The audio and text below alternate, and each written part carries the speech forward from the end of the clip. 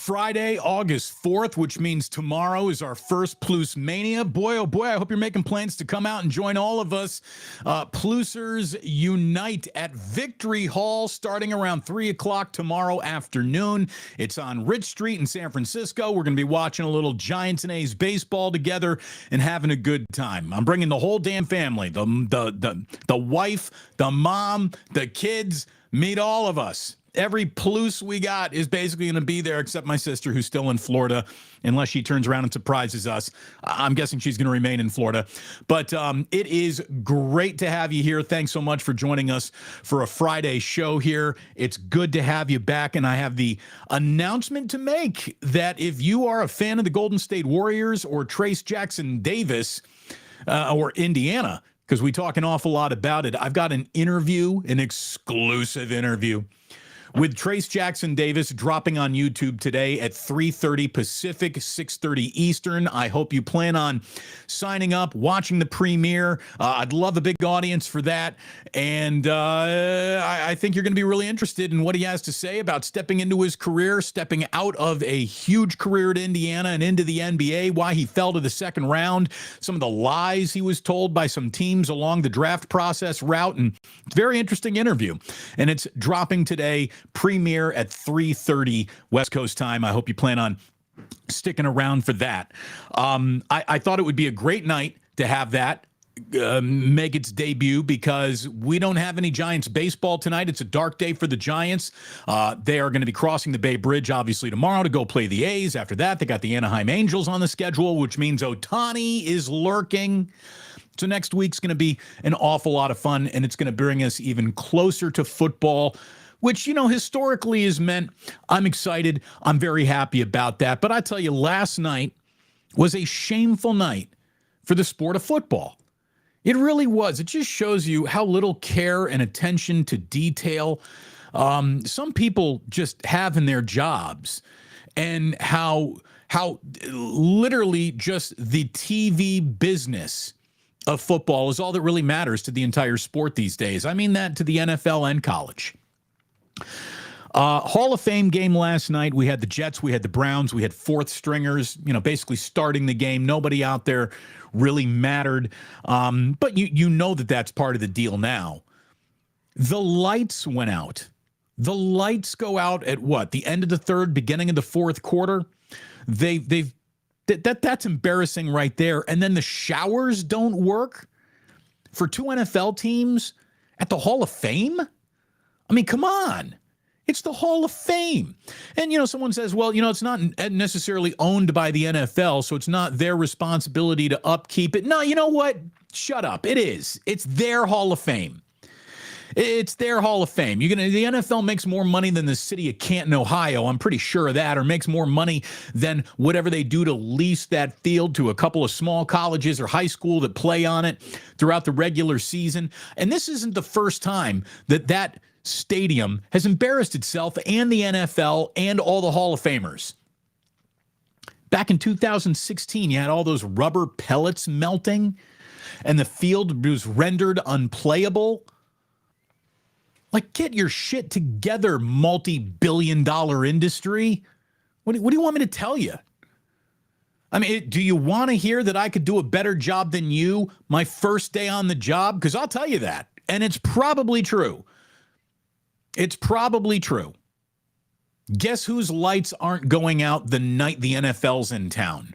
My lights. We're going to check those the day before. We're going to do a stress test on the plumbing of the stadium that's going to have 100 grown men looking for a shower when the game is over. You had Cleveland Browns players washing up in cold tubs after the game. I mean, everybody survives. A little stinky is not going to kill anybody, but that's gross.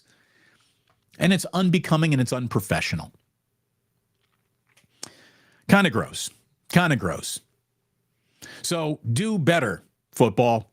And we're going to get into how college football is not doing better or right for itself. A few will get richer. The rest will be left to fend for themselves. It's a total, microcosm of society. You want a sociology class? Hold up the state of modern college football, what motivates it now, and the disregard for all the small schools or less than schools left in the wake. It's the way people are getting shit on by corporate America these days. And trust me, I know a thing or two about that in just the last few months.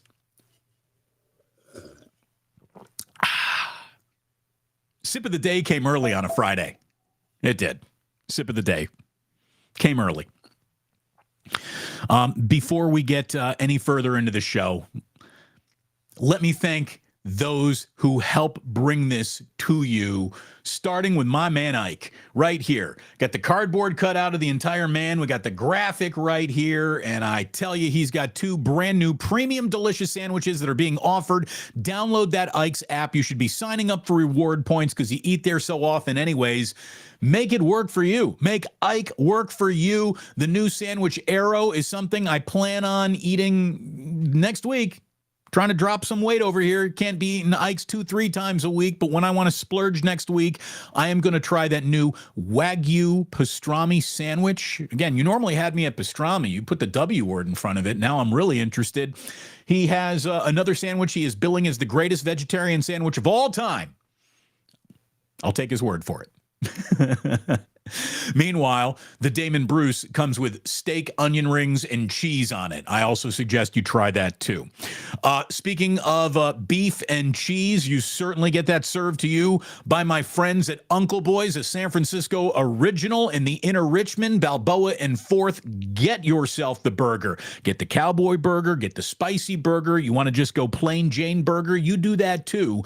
But I strongly suggest to complement that burger, you order the lumpia, and you get the onion rings that go along with it. Those are my 2 favorite sides in that order. Normally, onion rings outranks everything in terms of side for my burger. Lumpia. Get the lumpia at onion rings. Get the lumpia at Uncle Boy's. And as always, we suggest you wash it all down with not a bottle. I don't want you to drink a bottle of blackened, but how about a little cup? How about a little something in your cocktail? How about a little whiskey neat on a Friday night? You want to do it with a rock in it? You go right ahead. Blackened whiskey's absolutely delicious. And my pal Charles is going to be bringing some swag to give away at our Pluce Mania event at Victory Hall tomorrow. And we're going to be serving up some blackened as well. Special cocktails have been requested and will be honored by my friend Waylon, who is the GM. So let me just tell you, when you come through Victory Hall tomorrow, tip generously, take care of them because they're taking care of us. Support my sponsors. Support me by supporting my sponsors and those who are working hard on behalf of the Pluce, if you would please. One note, just because I saw it only a few minutes before we came on air. Look, I don't want to give you a single other breathless report about quarterback completion percentages. That's well said all week long. I'm telling you, if everyone walks off the practice field, especially with the pads are on and guys popping each other, if everyone walks off the field healthy, it was just a great goddamn day of training camp.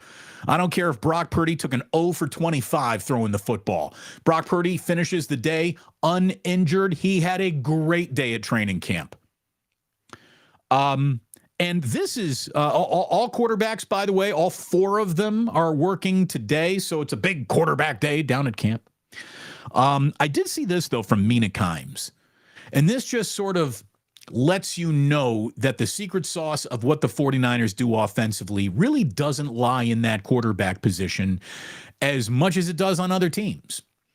The secret sauce for this offense is giving Kyle the skeleton key that is Christian McCaffrey. Christian McCaffrey opens up offense and changes defenses maybe more than most quarterbacks had in the league last year, and she's got the numbers to prove it. Mina shared that from weeks 1 through 8, the 49ers faced man coverage on just 36% of their dropbacks. In other words, whether it was Trey Lance or Jimmy Garoppolo, and Jimmy was having a fine year last year, teams weren't really afraid of him. They were just going to sit back in zone, eliminate the concept of a big play for a team that's not even looking to make big plays. Everything happens underneath. It was just simply contain it all underneath.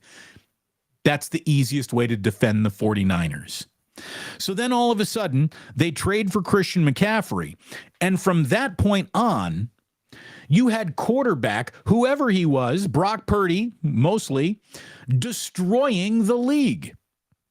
Weeks 9 through 18, the percentage of man-to-man coverage that 49ers quarterbacks saw was 48.4%. That is the fifth most in all of football. So again, from second to lowest, without Christian McCaffrey, you add Christian McCaffrey, and now all of a sudden, the fifth most man coverage is being thrown at you, because that's how much attention you got to pay to that guy.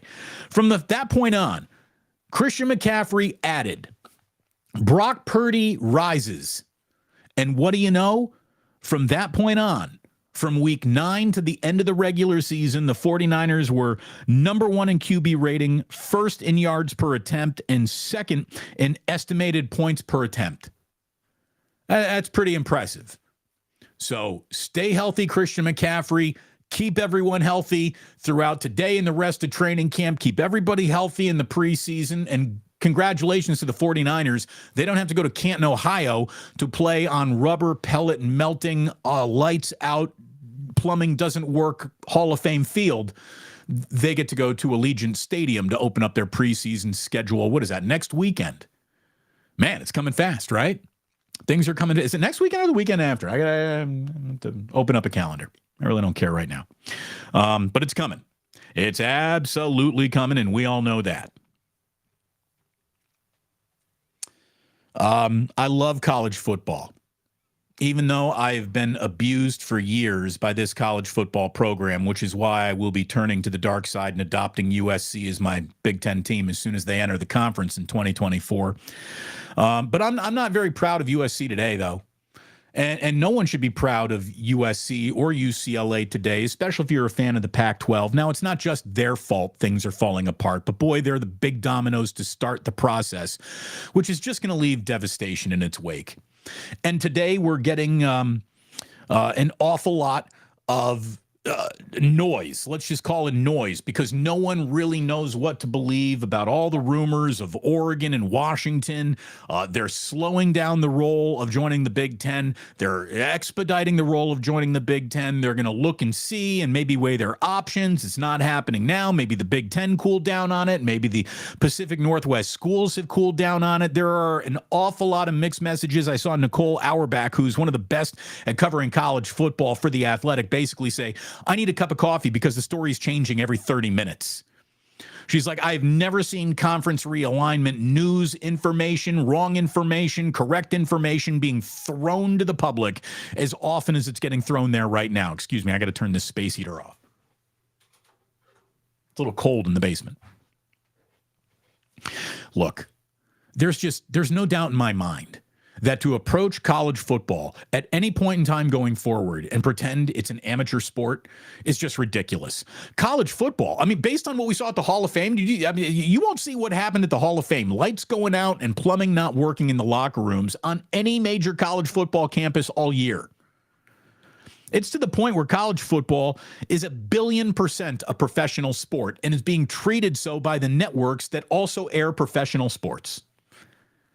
It's a professional sport masquerading as the word college. And that's what it is. It's a masquerade, because there's none of this. There is not a single decision that major college football is making based on the sport, the kids that are playing it, fans, tradition, schools, family, rivalry. None of that matters. The foundation on which the entire sport was built is now not only secondary, it's borderline irrelevant when you're looking at some of these proposals of conference realignment that are being put together. College football is nothing more than a bundled TV entertainment package. It's the equivalent of, the Office is now only available on Peacock. All right, well, I guess I got to get Peacock, because I like to watch Office reruns, even though they're on Comedy Central for an 8-hour block almost every day.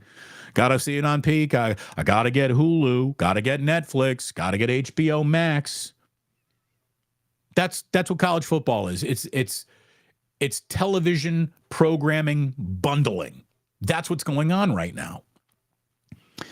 I saw a plight of a Washington State fan. It was shared. It was originally a post on Reddit, and it got shared. And essentially, the plight of this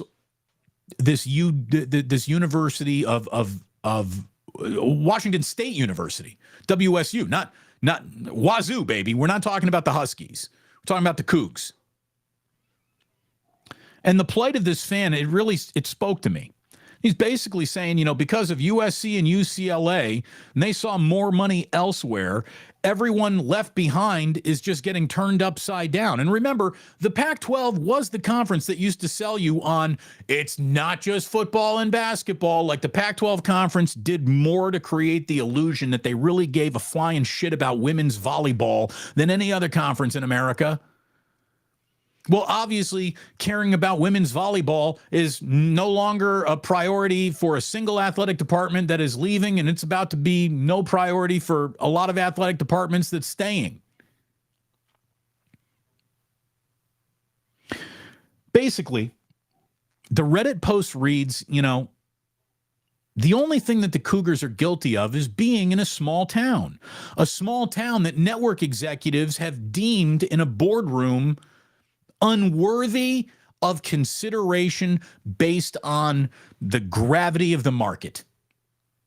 And even though, I guess, the Cougs pull in some of the single best local ratings. I mean, think about it. The Washington State Cougars are not a very big piece of the sports pie in America, but in Pullman, they're the New York Yankees. They're the only show in town. And people tune into that show generationally for decades in droves. The city shuts down for football games. It might not be a big deal to the world, but it's a big deal to them. And they've just been told, you're not a big deal. You might be going to the Mountain West, for goodness sakes, if the Pac-12 really were to disintegrate. And maybe the Mountain West and Washington State would actually be good partners together. But the point that the guy also made is, Larry Scott told everybody about a decade ago that the money was going to be printed and flown in. So you had an athletic department say, all right, well, we got an annual budget now of $30-something million. Build, redo the stadium, new facilities, new practice, new everything. And so they got deep into debt. And now instead of, looking at a $30 million a year payout as a Pac-12 school, maybe they're going to be looking at $4 or $5 million from the Mountain West. That is going to be devastating to the entirety of the campus, not just the athletic department. It's going to devastate the entire university. And it sucks. It sucks. Pat Forty, who is a great writer for Sports Illustrated, was thinking about this through the prism, not of Washington State like the Reddit post I was just talking about, but through just the Huskies. Like, let's say the Huskies really do join the Big Ten. The Huskies in Oregon, they join the Big Ten. And Pat Forty writes, where does it end? Where does it all end? Nobody knows. But eventually, if the Washington Huskies are making their 5th trip east of the fall on the way to end their regular season in College Park, Maryland to play the Terps, instead of, going to Pullman for the Apple Cup, there's going to be a reckoning. The existential question, how did we get here? What are we doing? Why did we let this escalate beyond all reason? There's not enough money to get those questions to just disappear. It's gonna happen. It's gonna happen. The merry-go-round will stop spinning at some point, and people are gonna be like, what did we do? And why did we do it? And the answer will be money and greed. That's it. That's it. College football decided the most important way to measure success was a war chest that you get to put together with media rights revenue. And if you got less than the next guy, you either try to get a piece of their pie or you try to get baked into their pie. 40 continues. The school presidents, athletic directors, and conference commissioners all should be ashamed of their role in tearing asunder the fabric of college sports, but they're too busy taking orders from TV partners and counting the resulting revenue. Yet and still, there is nobody looking out for the greater good of the entire enterprise, nobody willing to throw on the brakes and slow down the gravy train. It really is a microcosm of what America looks like from so many different angles. You got a political party that could give a rip about the good of the country. They're just looking to hold on to their own power, and they're ready to, chug orange cock to this day in the name of we think this clear fucking criminal is going to be able to put us back in power. So democracy be damned, soul of the country be damned, soul of my own soul be damned. I am willing to rape all that is good and right in the world in the name of we're back in power. And that's what this is starting to look like.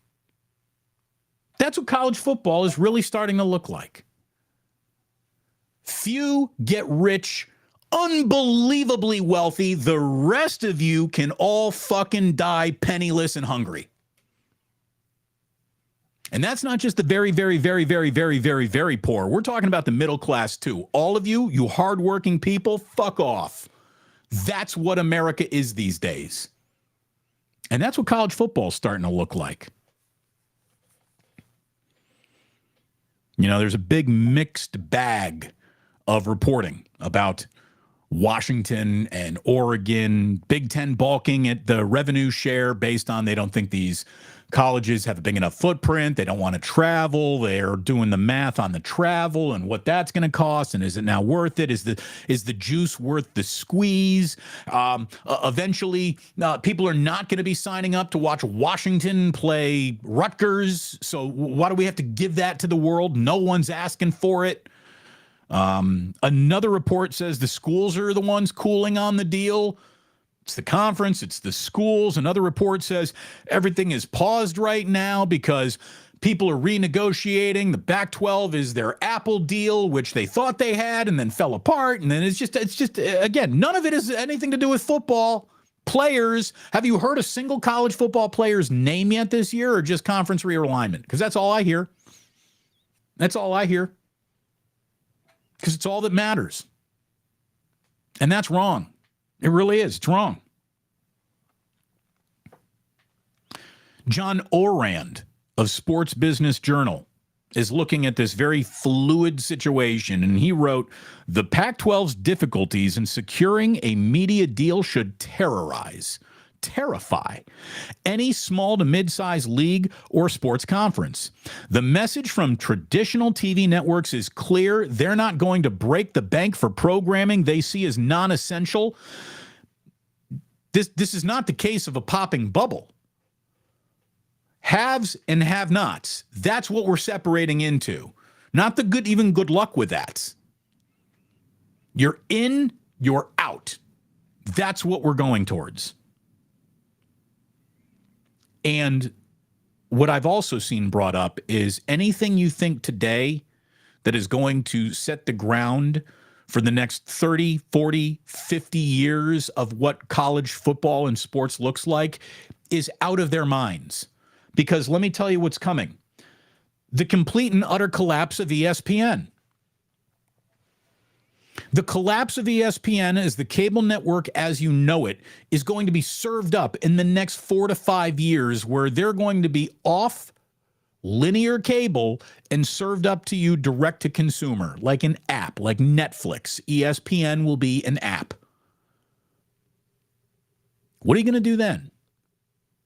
Because ESPN homes. Listen to this precipitous drop. This is something else. This is from Sports TV Ratings, who I follow on Twitter.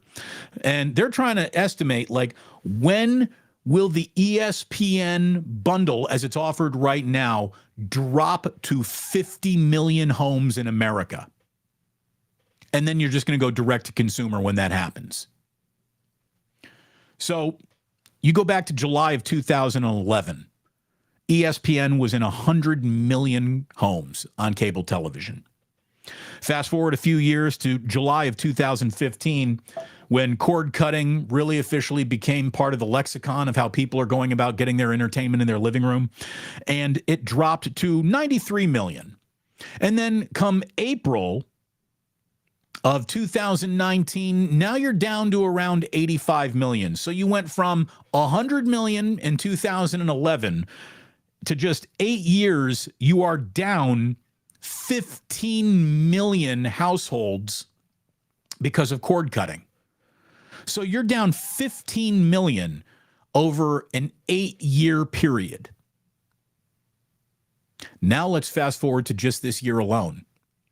Just this year alone, January, ESPN found itself in 74.153 million homes. So 74 million homes and change. Come February, so a month after that, it's 74 million homes and less change. After that, it's 73.8. In April, it's 73.3. In May, it falls to 72.8. In June, it falls to 72.495 million homes. In July, it's down to 71. And now, after August, down 71.321 million homes. So you went down 18 million over an 8-year period leading up to this year. And in this year alone, you're down 3 million homes in just the last 8 months.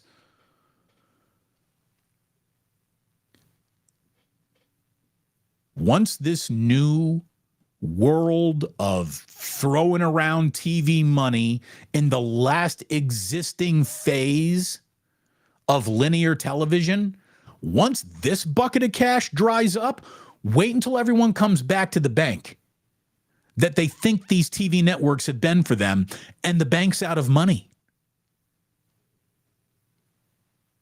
Like, if you're asking, how could this all totally fall apart?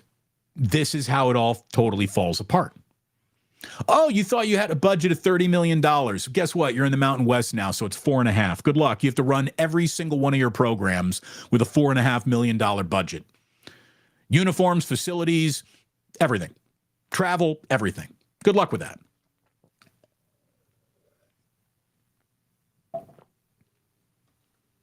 I mean, how far away are we from presidents basically saying, yeah, we're done with Title IX. We can't even afford women's sports anymore. And like, we love you ladies. We really do. But your women's field hockey team is costing us more than $100,000 a year, which means you got to die today. That's going to happen. It's going to happen. Because if there's one thing that we do know, it's that keeping the faucet of cash running is the only priority. So basically, women's college athletics, fuck off. It's going to happen. No, it won't, because Title IX has been baked. Believe me, there are enough powers that be to undo anything. We're looking at it in real time everywhere we look.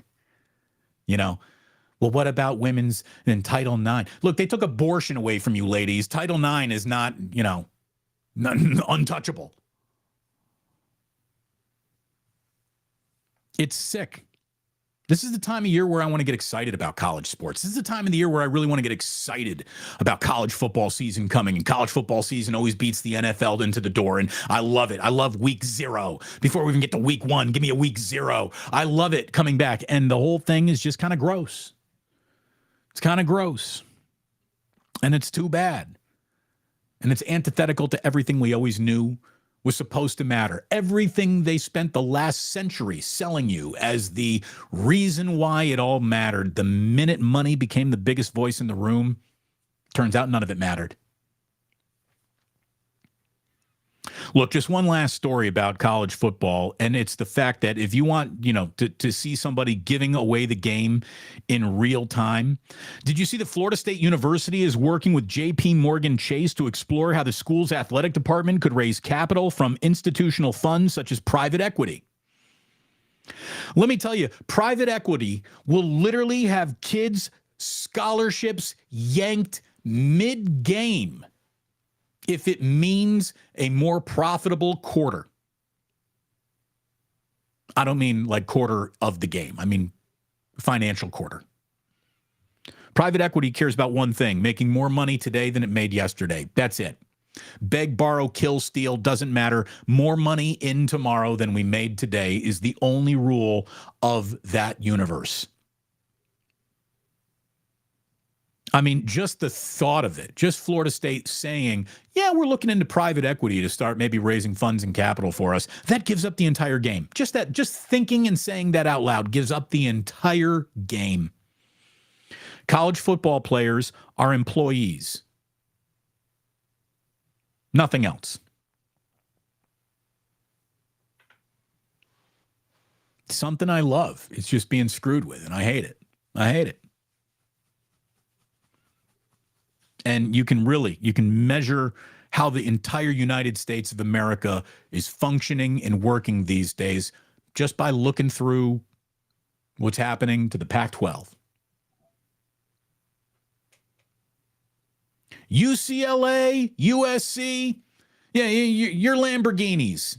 You're millionaires, billionaires. So you can come and you can come on into the VIP room. The rest of you losers, good luck with your futures, whatever it might lie, wherever it might lie. We really don't care. We really don't care. The guys driving the Lamborghinis couldn't give a fuck about a single person driving a Toyota Camry. And guess what, Washington State? You're a Toyota Camry.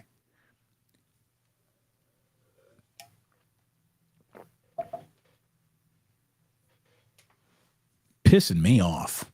Really is. All right, let's work a little more locally than all that and talk a little bit of baseball here for just a second. You know, the Giants, give them credit. They keep cobbling wins together. And it's to the point where, you take 3 out of 4 against Arizona, and you do it in less than stellar fashion with 2 hits, 1 run, and a win last night for the Giants. They keep cobbling wins together, though, in a way that makes that deadline inactivity, like, more depressing in my eyes. So, like, you tell me all about what the future might hold for the San Francisco Giants, and you can't give up anything now because the future, shut up. Everyone on your team, every old guy, young guy might forget how to play baseball next year. It happens all the time. Trey Turner went from I can play baseball better than anyone to I can't hit the ball out of the infield. We see pitchers go from I'm a Cy Young candidate to I'm DFA'd. Baseball comes and goes. So when it's coming, you better be receptive that it's here because it could vanish tomorrow. You know when I think the Giants should kind of go for it? The Giants should go for it when, I don't know, when they've got somewhere around the 3rd most wins in the National League. Like, that's a sign to go for it, don't you think? 3rd most wins in your league. It feels like a little bit of a go for it time. How about a team that is allowing, like, I don't know, like the 8th fewest runs in all baseball? If they can do that in the future, like that would be an indication like, hey, we don't give up runs, man. We're hard to score against. When we score 4 runs or more, we're 50-13. We're really good when we score because we hardly give up that many runs. So maybe when that's happening, you might think about going for it. How about when there's a sample of this team over the course of months, say since June 1st, you'd have the 3rd best record in all of baseball. So like when that happens in the future, I guess that would be a time to go for it. But guess what? That's not the future. That's right now. That's right now. I look at the Giants as an assembled baseball team, and as a group photo, But the group photo doesn't matter. The star power, I guess, doesn't matter because guess what? They have the third most wins in the National League right now. They've got the third best record in all of baseball since June 1st. They're 1 game behind the Phillies and 3 games behind the Braves. For the best record in baseball since June 1st, they've allowed the 8th fewest runs in all of Major League Baseball, and they've done it with basically devoid of star power. And come the postseason, you can't really be dicking around with bullpen games. Stars shine in the postseason. You should have added at least one more pitcher. Or not left it up to, we're going to call up either Carson Wisenhunt or, Kyle Harrison, and we're just going to expect them from day one in the major leagues to pitch like Cy Young candidates, to be Madison Bumgarner, Tim Lincecum reincarnate. Even though when those guys were brought in, they weren't under a lot of pressure because the Giants weren't doing much. But hey, guy, welcome to your major league debut. We're going to need you to start postseason games. Huh?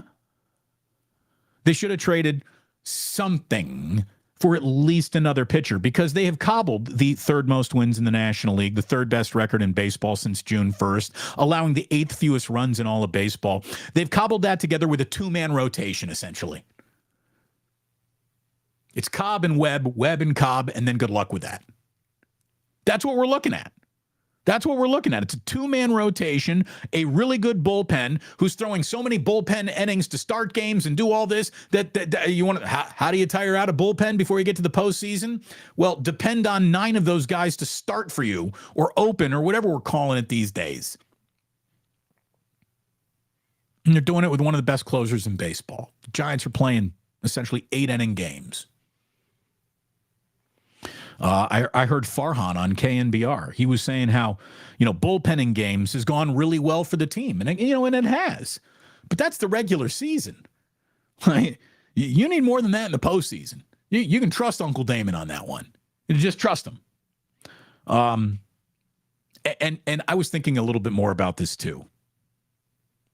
Maybe this isn't the right place for this segment, but if I were in the players' union, a pitcher specifically, a starting pitcher specifically, the whole concept of an opener would just infuriate me. Like, there's one thing I'm sure of is that there's always another motivation behind whatever you're looking at.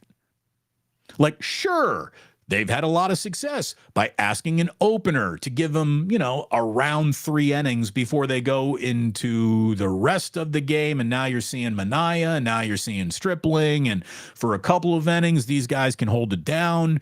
Once through the lineup is all we really want to give them, which is the way you're treating an opener, basically. You're saying get through the lineup once, and then we're going to hand it to somebody else, and nobody's seeing the same pitcher more than twice in a game. That's kind of the concept behind it. But to me, it's more sinister than that, just a little. Because if there's one thing that I do know about baseball is even with all the money it prints, they're still cheap bastards in a lot of ways. And, I think the entire world of baseball just looked at the Mets adding Scherzer and Verlander and giving basically the two of them like $100 million between the two. And then that blows up and teams don't want to be paying starting pitchers $100 million to have it not work. Again, baseball for no reason at all can be here one day, gone the next. Hey, today you're an all-star. Tomorrow you suck. It's just the way the sport works. If I were in the union, I would want to have an uprising in just the concept of an opener. If I were a pitcher, I would want it to be a major talking point in the next labor agreement that this opener bullshit's got to stop. It's got to stop. And there's too many teams having success with it, and they can have success with it on a budget, which means there's no stopping it. But the players' union is the most powerful union in America, so maybe they can get a little jingle jangle and angry and get it done. I don't know. But to me, along with being successful for the Giants in the regular season, you know what it also is? It's an inning suppressor. It's a start suppressor. It's a statistics suppressor. And if you're a pitcher, you're going to get paid more or less money based on innings, starts, and success, right? I mean, that's how you're evaluated. Well, we see that you only were named the winning pitcher in the decision 8 times last year. Be like, yeah, well, I only started 14 games because they had an opener going in half of my games. So I only started a few amount of, like, to me, it cheapens the value of starters. That I can't believe that there's not already buzz in the union about, well, this can't happen. We can't keep this shit up.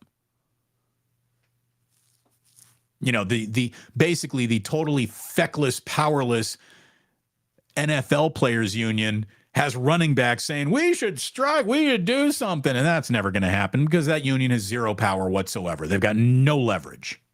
They haven't figured out how to use it. Can't say the same about the Major League Players Union.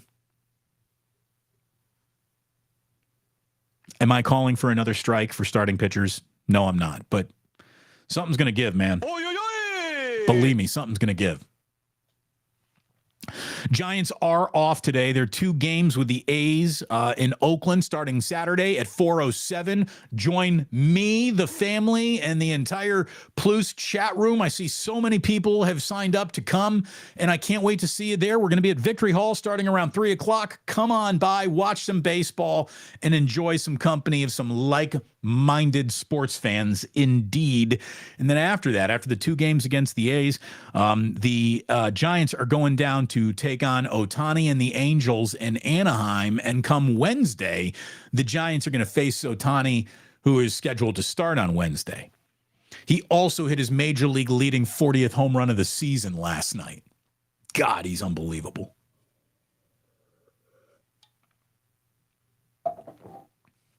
Guy's unbelievable. Really is. A story that here's how we're wrapping up today's show before we hop into Club Pluce, okay? Because this is a story that I saw earlier in the week, and I'm like, I think I'm saving that for Friday. Because it's a Friday story if there ever was one. Have you seen, this is hard to believe, that Lizzo, and I want to go on the record right now, I really like Lizzo. She is good. She is talented. She can sing. She plays that flute like Jethro Tull. She's good. Lizzo is good. I wanted to get my wife and I Lizzo tickets, but they were a little too expensive when she came through Chase Center. I like Lizzo. I'm not dropping $1,000 on Lizzo. I like her, but I don't love her. Not for $1,000. Anyway. How do I say this delicately? Actually, here's the thing. It's my channel. I don't need to say anything delicately anymore. Lizzo is the fattest fucking pop star of all time. Body image, body conscious. Am I fat shaming? No, I'm not. I'm fact producing. Lizzo, outside of who? Mama Cass or Aretha in her 70s? Lizzo is officially the fattest, successful, beloved pop star of modern times. That's for sure. And that's who she is. And that's cool. And she said, this is so cool. As a matter of fact, I'm not going to surround myself with all these stick figure dancers. I'm going to have other big girls up here dancing with me. And you'd think for the dancing, gifted, fat girls trying to be in a kick line, they'd be appreciative of that. But I guess appreciation has a price point, and if a lawyer can find it, you will sue. Lizzo is being sued by a few of her backup dancers for fat shaming them and making them uncomfortable. Okay, Lizzo getting accused of fat shaming. I mean, that's rich, isn't it? That's mwah, chef's kiss. Really? Lizzo is fat shaming? That's real? I don't think so. You want to know why I don't think so? I got eyes, and I can't help but see the, what's the name of her backup dancer should be called Tons of Fun. Lizzo, big girl, surrounded by tons of fun, and she's the shamer? Come on. Let's be totally honest. But for Lizzo, none of you fat chicks got a job dancing anywhere.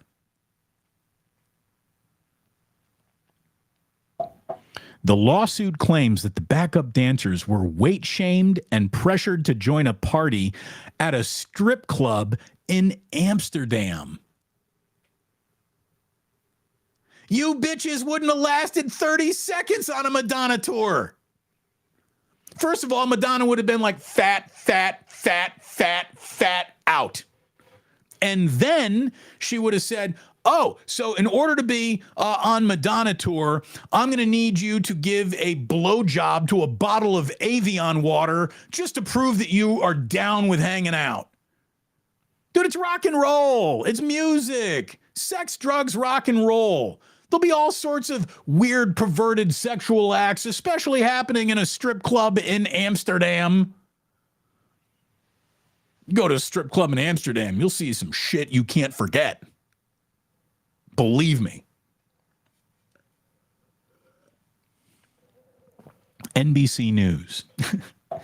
3 of Lizzo's former dancers have accused the soul singer of sexual harassment and creating a hostile work environment in a lawsuit filed this week. The dancers accuse Lizzo of a performer known for embracing body positivity and celebrating her physique, which is a really nice way of saying she fat and she proud, calling attention to one dancer's weight gain and later berating then firing that dancer after she recorded a meeting because of a health condition. Again, lady, you're so fat you have a health condition dancing behind me? Maybe that's why you can't be on the dance team anymore.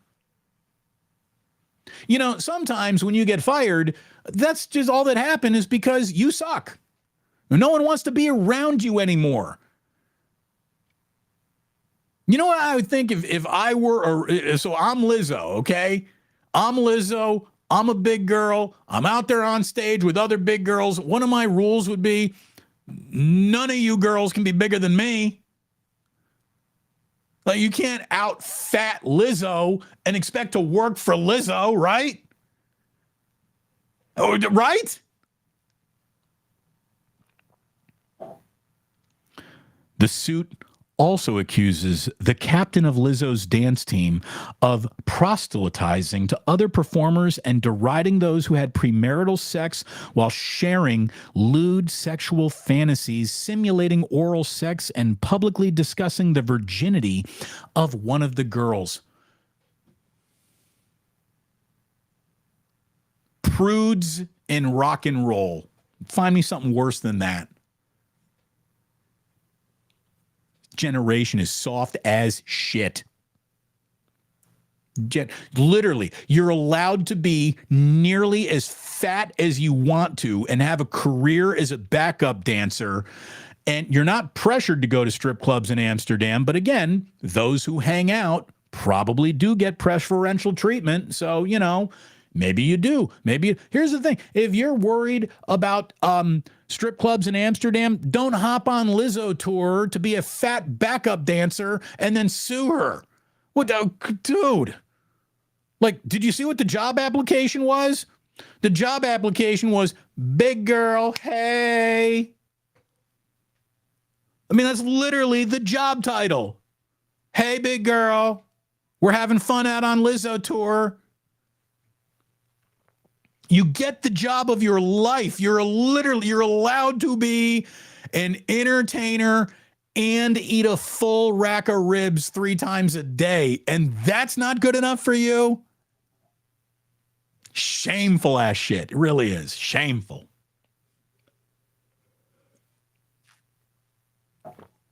So there we go. There's today's show. I saw that story. I'm like, are you kidding me? Lizzo's being accused of fat shaming? That's the equivalent of what? What is the equivalent of Lizzo being accused of fat shaming? It would be like what?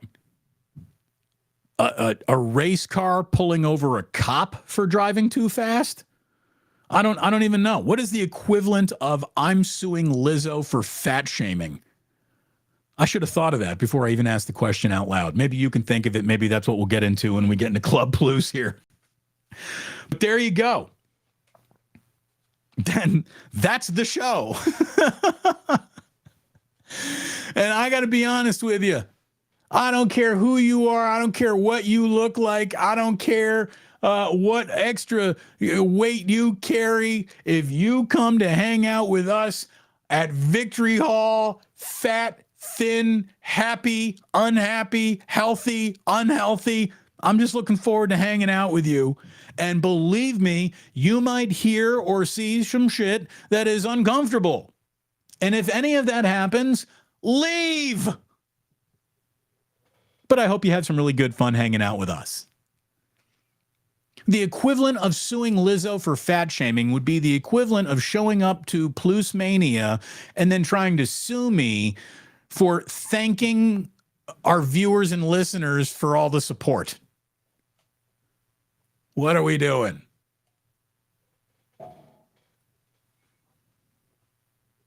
Thank you so much. If you're just listening to the podcast today, it means a lot. The Trace Jackson Davis interview, once it goes live, will be put up on podcast as well.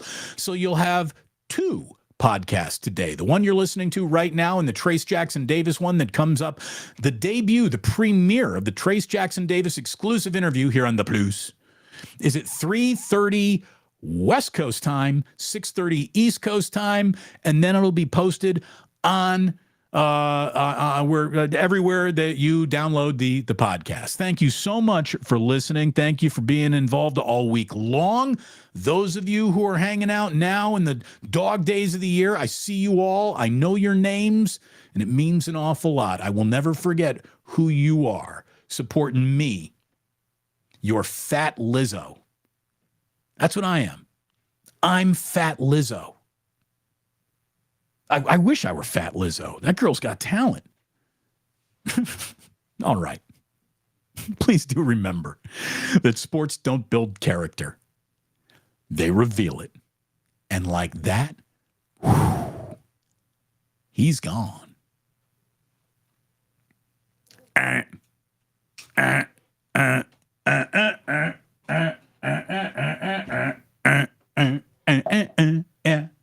Get sexy. Fat Lizzo looks better in the dark. We all do. Oh! If you're coming out to hang out at Victory Hall, you get to try a little Blackened if you haven't tried it already. All right. Where are we in the chat room today? We popping over here? What do we got? What do we got? Someone's asking for a bottle pull. Bottle pull. You know what? Fuck it. It's a Friday. I will. Hold on. Stay right there. Don't you go anywhere.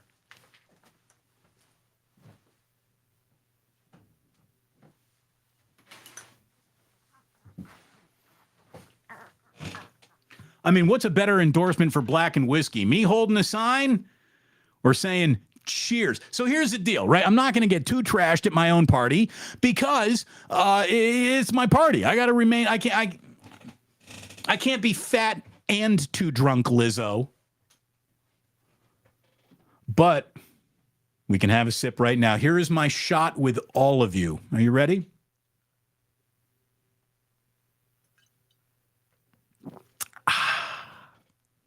That's the sip of the day.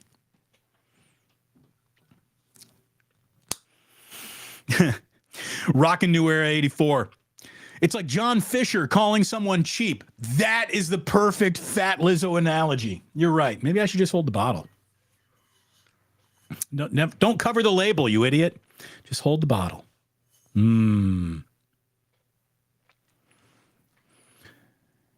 Kleinsasser. Kleinsasser. It was a great Pat Summerall name. I need to join you, Damon.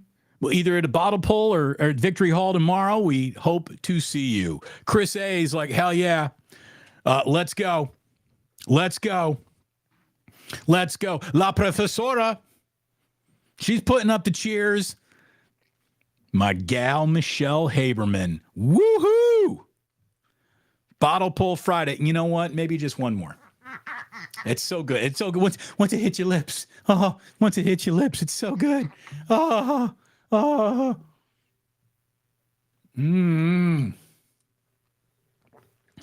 right.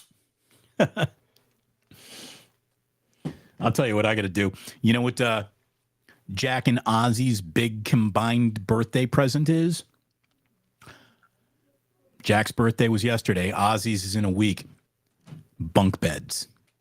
We got the boys bunk beds. And so I'm going to go upstairs in a little bit and help Jillian put that bad boy together. And because Fat Lizzo isn't very mechanical, her father-in-law is coming over too. He's got a nice tool set, so I think that's going to help. Maybe I'll just go up there and sip whiskey while they work. All right. Yo, Adrian. Got a baby update. Wife is now 14 weeks and doing well. We also have a name, Isadora Soto. I like that. I like that name. I like Isadora. Do you call it, is her nickname going to be Dora or Izzy? I like both of those. Again, I got an Oscar, but we call him Ozzy. Maybe Ozzy and Izzy can hang out one day, Adrian. Congrats to you. Congrats to your wife. Remember, as the husband of a pregnant woman, you have but one job. Keep her comfortable. That's it. Keep her comfortable. That's it. That's all your job is. Keep her comfy. Fluff the pillow, rub the feet, massage the lumbar section. Keep her comfy. It's your only job. Skills report. Thanks for running long, DB. Since I missed the first 15 minutes of the show due to tech issues, I hope it wasn't tech issues on this end. My man, AJ Strong. Lizzo fat shaming anyone is like John Fisher shaming someone for being an asshole. There we go. Second John Fisher poll. I like that. Stand with me, True Blue forever. I am Fat Lizzo. Dude, Lizzo's good. She's good. She's really good. She's talented. The producers that she works with, her songs are great. I heard her show is really good. I'm on Team Lizzo, man. Hold on. Hey, Mom. She won't do it? No. Come on. She's not camera ready. Come on in. Well, you're not coming in either? No. Busy. No makeup. See you all tomorrow. There you go. We got mystery. My beautiful, gorgeous wife, before she even puts on a stitch of makeup, says she's not camera ready.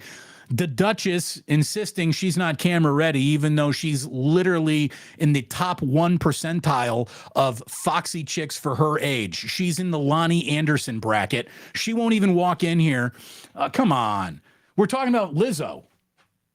Oh, I'm going to stay away from that. She's, what, you're staying away? You don't, dude, I'm down with Fat Lizzo, and so are you. We love Lizzo in this house. Yes, we do. Well, you'll have to meet them tomorrow. Jello shots. Oh, wait a minute. The Duchess is coming in. The Duchess is coming in. Here she is. Hey, it's Here my she, well, debut. there she is. First time ever. There's Mom. Hi. Hello, everyone. Where do I look? Where do you look at the camera? At the camera, right up there. Hi. Now you're making eye contact with everyone. Hello, everyone out there. This is the It's Duchess. lovely to meet you all. This is my mother. yes. Believe it or not. Yes, I'm Thank you. yes. I'm sorry for him, but I'm sorry for it. Thank you. Believe it or not. Look at how beautiful she's 107 years old. I'm wearing it well. You're wearing it great. I love you. So tomorrow, are we doing shots with the people tomorrow? Absolutely. Partying with the people tomorrow. Absolutely. Thank you, everybody. There you go. See later. Waylon, if you're watching, Waylon is the guy who set up everything at Victory Hall. If you're watching, when I come in, play some Lizzo. Roll me in there with, or you know what? Put on the Fat Boys. Let's take Fat old school. The Fat Boys are back. And you know, it'll never be whack. Yeah. Yeah. Oh, look at this. I didn't even see this yet. Here it is. I'm scrolling up. Raylord84. Who remembers the Fat Boys? Thank you. Who remembers the Fat Boys? Well, anyone in their 40s, I would assume. They even had a movie, right? The Fat Boys had a movie. Okay, so we have more equivalent of accusing Lizzo of fat shaming. Dude, my man Rockin' New Air 84 is on one today. He's like, Pablo Escobar shaming drug users? Yeah, it would be like Pablo Escobar being really pissed off that you've got a cocaine problem.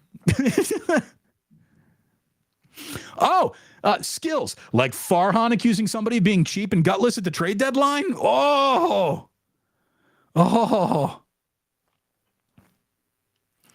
My man Ike watching on Twitch today. Ike is the one dude watching on Twitch today. Thank you, Ike. I don't know if you're going to be able to join us at the Pluce Mania Fat Lizzo support group party that we're throwing tomorrow in Victory Hall, but I do hope you can make it. And if you can, I understand it. It's tough to charter a plane to just come in to see me. I get it.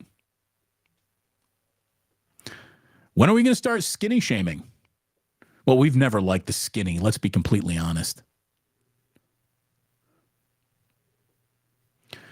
What do we got? JJ Raider saying, Damon, I've been waiting for a Friday show. Well, you got one today. Oh, he's also watching on Twitch. Oh, my goodness. I see Michelle Haberman and Chef A are having a conversation, but I think that's oh, here we go. Chef A. I love Lizzo. She's fantastic.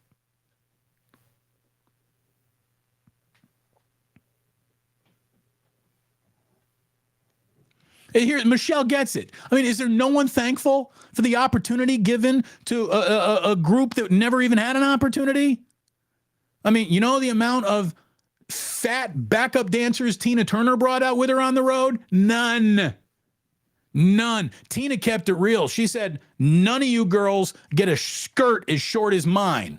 I show the most thigh at my concerts. It's the same thing. Lizzo should have the opportunity to eat the most thighs at her concert. She can't be outfatted by her backup dancers. Anyways, Michelle says, Lizzo trying to support fellow fat chicks and back up her body positive image, and you're going to sue her for it? What a crazy world we live in. Oh, then she brought me to a strip club, probably paid for the entire night, asked a question about sexuality. What, are you all in your 20s? Are you all in your 20s? I would look at anyone in the rock and roll industry and be like, that guy fucks. That chick fucks. You're a rock star. You're a backup dancer. Prudish backup dancers and rock stars? Ugh. It's the worst. Just the worst. Must be trouble, saying straight. Yeah, litigious society. That's the thing. I'll tell you what really happened. 3 of these fat backup dancers called a lawyer, and the lawyer was like, I can make you more money in one lawsuit than you can make dancing your fat ass on 25 stages on this tour. You in? Yeah, we're in. Because this is the kind of thing that as soon as we put it in the public domain, watch Lizzo settle. You just get paid, and then you can go home, just eat buckets of corn chips, and all you want. Seriously. It's just crazy to me. Lizzo invites everyone on tour. Not only am I going to pay you, but I'm going to give you all the bologna sandwiches you can eat. That's not good enough? All right, well, I'll also bring you to a strip club. So you get all the bologna sandwiches you can eat. We're going to dangle wieners in your face. We're going to have an awful lot of fun. And what, nothing? No, thanks for that? By the way, if I were a girl, I would not want to be the dangled in the face wiener portion of the Amsterdam strip club. Jillian and I went to a live sex show in Amsterdam. We will not be returning. We will not be returning.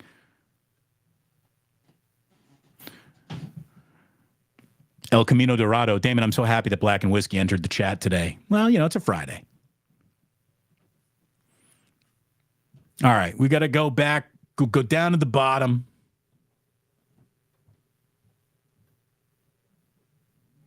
Look at cheers, Mama Bruce. Mama Bruce getting the love. Hi, Mom. Hi, Mom. Michelle Haberman. Can't wait to meet you tomorrow, Duchess. Yeah, dude, I'm telling you. My mom is in the Lonnie Anderson hot chick tax bracket. I grew up. I'm talking before the word or acronym MILF was even invented. I was getting MILF jokes like in the 5th grade.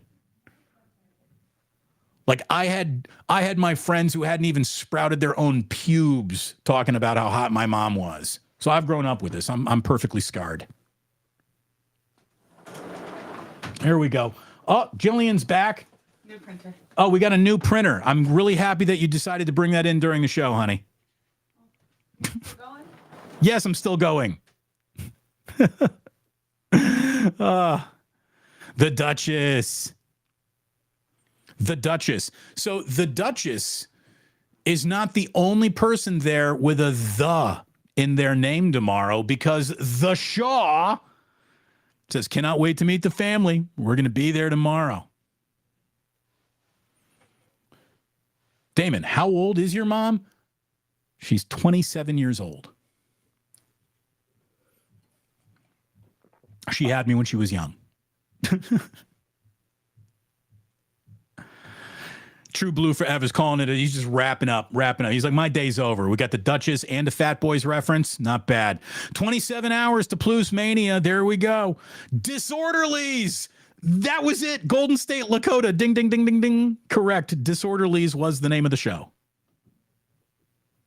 That was the name of the movie. All right. All right. Albert's giving it to the real deal here. Says, like, I'm a millennial, and boy, some of my peers got participation trophies growing up, and it shows. Danny G. Damon, I used to love listening to the Duchess on 1050. A coin a mother or son of a Bruce making her NFL picks. Yeah. Yeah, maybe she'll give away some free season over-unders tomorrow if you ask her.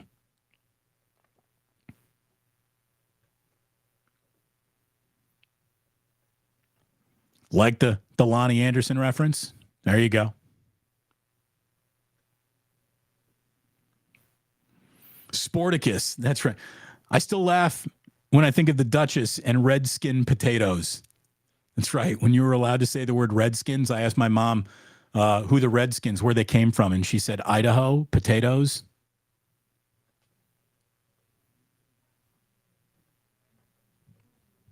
Fried bologna. My mom's specialty. Dude, don't sleep on bologna. It's a delicious meat. Always has been, always will be. Bologna needs a better agent.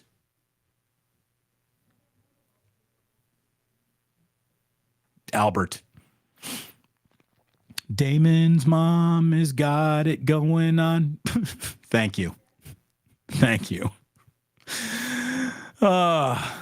Forever 21. That's the official age. It even says so right on her Florida driver's license.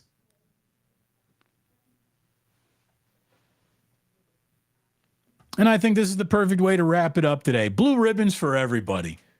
True Blue Forever, thank you so very much. Blue ribbons all around to all of you. Really looking forward to seeing, hopefully, so many of you at Victory Hall tomorrow. It's going to be a good time. We're going to have ourselves... some fun together. It's just that simple. Bring your wallet, tip generously. The event to get in is totally free. Let's take care of the good folks taking care of us at Victory Hall. Drop a little jingle jangle on them. I believe that they are making a cocktail called the Ganja Jar just for us. I can't wait to see what's in that. Sporticus. Bologna is the Velveeta of sandwich meat. I hope that's not supposed to be some kind of Velveeta diss, because you know what these nachos usually need? a little less authentic Oaxaca cheese and more Velveeta. Let's be totally honest. Bologna does have a better agent. He just resides in Italy. That is some strong observation there, Erwin. Hope to see you tomorrow. Hope to see the rest of you tomorrow at Victory Hall. In the meantime, as we shut down Club Pluce, I want to remind you, thank you once again for supporting this and being a part of this nonsense that we're officially up to. Hopefully we'll see you tomorrow. And until then, remember, you don't have to go home.